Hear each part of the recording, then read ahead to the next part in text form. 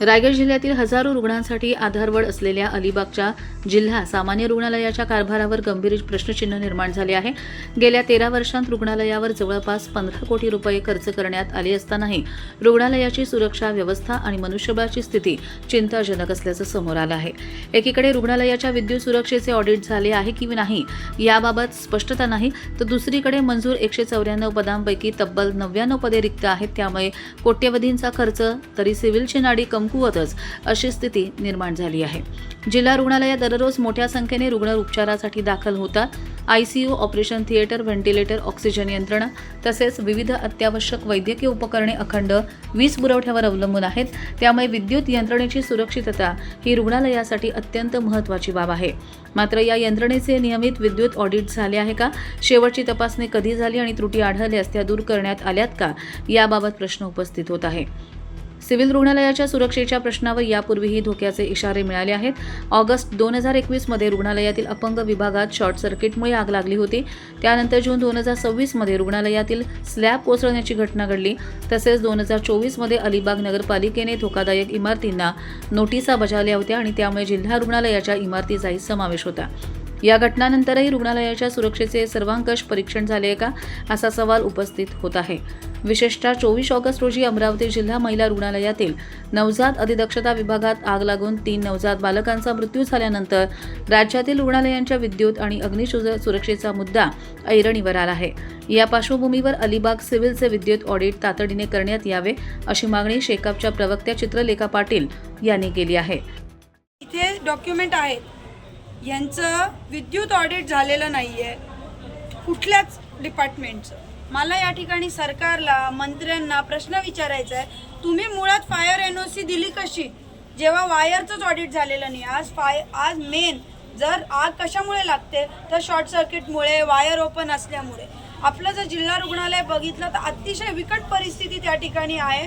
सगळीकडे wire open झाले आहेत, बुरशी लागली आहे, मग अनेक ठिकाणी फॉल सिलिंग डोक्यावर पडेल का अशी परिस्थिती आहे। आणि अशा वेळी मेन मुद्दा हा आहे की शेका पक्षांनी सगळ्या जिल्हा रुग्णालयांचं ऑडिट काढलं आणि बऱ्याच ठिकाणी त्यांच्याकडे नाही आणि हे गव्हर्नमेंटची वेबसाईट आपल्याला सांगतं, मी नाही सांगत। दुसरा मुद्दा हा आहे की या हॉस्पिटलमध्ये स्टाफ पाहिजे, मी तुम्हाला सांगते 194 नाही, हे बघा पाहिजे 194, भरलाय 95 आणि जवळजवळ 100 पदं ही रिक्त आहेत। आपण टॅक्स भरतो नागरिक म्हणून, कशासाठी भरतो की या सोयी सुविधा आपल्या व्यवस्थित चालल्या पाहिजे।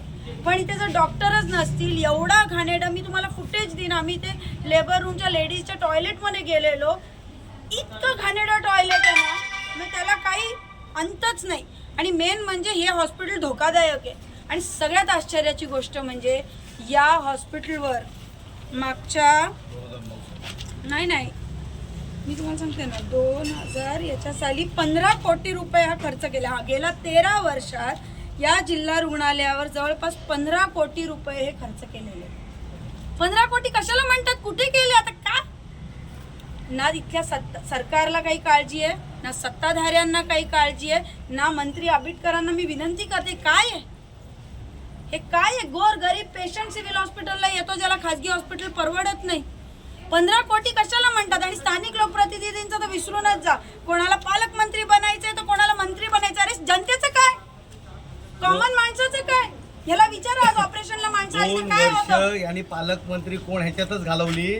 आजच्या तारखेला बघाल ना परिस्थिती, तर 5000 square foot 5000 square foot 5000 square असा आपला सिव्हिल हॉस्पिटल आहे। हे जर नवीन बांधलं असतं तरी 15 कोटीत पूर्ण झालं असतं। यांनी नुसतं पैसे कमवण्याच्या खाली हे पैसे संपवलेले आहेत। 15 कोटीचं काम कुठेतरी दिसतं का मला सांगा? 15 कोटीचं काम दिसलं तर पाहिजे। आणि मुळात म्हणजे 2021 ला अपंग विभागात शॉर्ट सर्किट झालं तरी सुद्धा यांचं अजून विद्युत ऑडिट झालेलं नाहीये। 2022 मध्ये एक मोठं एक्सेस ऑक्सिजनमुळे एक महिला दगावल्या, त्याचं पण झालेलं नाहीये। 26 मध्ये रुग्णालयाचा स्लॅब कोसळण्याची घटना झाली तरी कोणी काही बोलत नाही। या ठिकाणी मी शेतकरी कामगार पक्षाच्या वतीने मागणी करते, हे जर काही सुधारलं नाही तर आम्ही ते ठिय्या आंदोलन करू, पण असे लोकांच्या जीवाशी खेळू देणार नाही, नाहीतर इथे दुसरी अमरावतीची घटना होईल। आणि मुळातच पॉलिसी लेवलला मी हे माझा सगळ्यात मोठा प्रश्न आहे जो तुम्ही सुद्धा अख्ख्या देशाने आणि महाराष्ट्राने विचारला पाहिजे. ज्याच्याकडे विद्युत ऑडिट नाही आहे किंवा क्लिअरन्स रिपोर्ट नाही आहे, वायर इलेक्ट्रिक क्लिअरन्स रिपोर्ट नाही आहे, त्याला फायरची एनओसी मिळते कशी? लोकांच्या हे जीवाशी वेबसाईटच खेळतायत. दाखवतं. मला सांगा, ज्याच्याकडे वायरचं ऑडिट नाहीये त्याला फायर एनओसी मिळाली कशी? आणि फक्त या हॉस्पिटलला नाही, सगळ्या उपजिल्हा रुग्णालय, माणगाव असेल, पनवेल असेल, पेण, उरण, चौक, सगळ्यांकडेही नाहीये. स्ट्रक्चरल ऑडिट सुद्धा याचं क्लिअर नाहीये आपल्या हॉस्पिटलचं आणि बऱ्याच उपजिल्हा रुग्णालयांचं. मग काय आहे?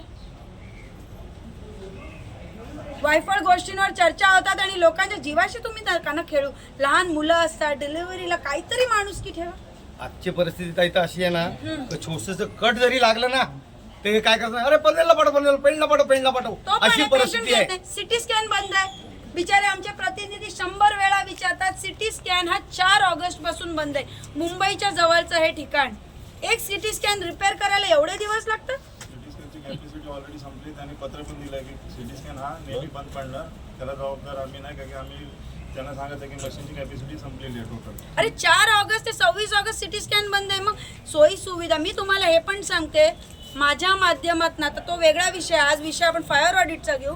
माझ्या माध्यमातून 2 कोटीचं सामान मी कोविडच्या वेळेस या हॉस्पिटलला डोनेट केलेलं. बऱ्याचशा वस्तू त्यातल्या नाहीये, ते मी पत्र देणार आहे CS ला की आहेत कुठे वस्तू, तो वेगळा विषय. पण विषय हा मुद्दा महत्वाचा आहे की इलेक्ट्रिक ऑडिट नसताना तुम्ही फायरची एनओसी दिली कशी?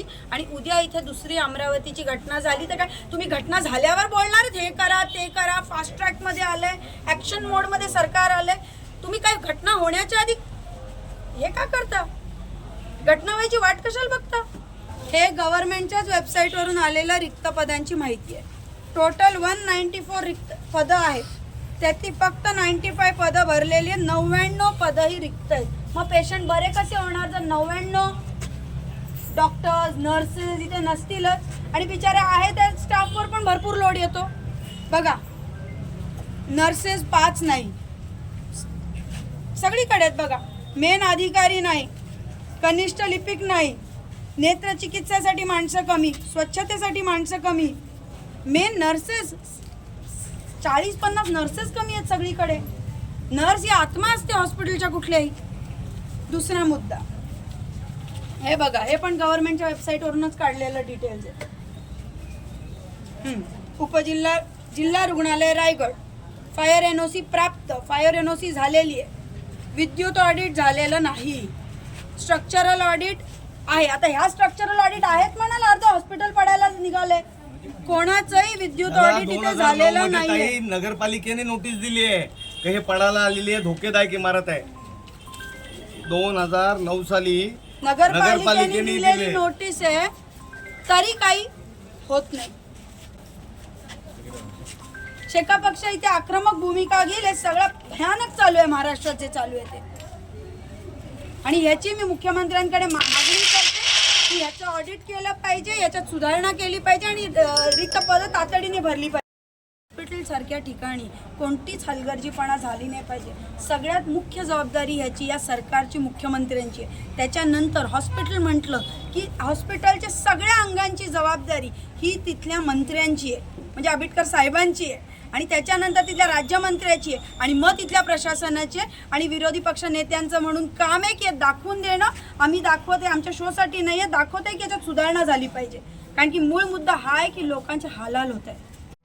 कर्जत लाईव्हसाठी अमोल कुमार जैन, रायगड.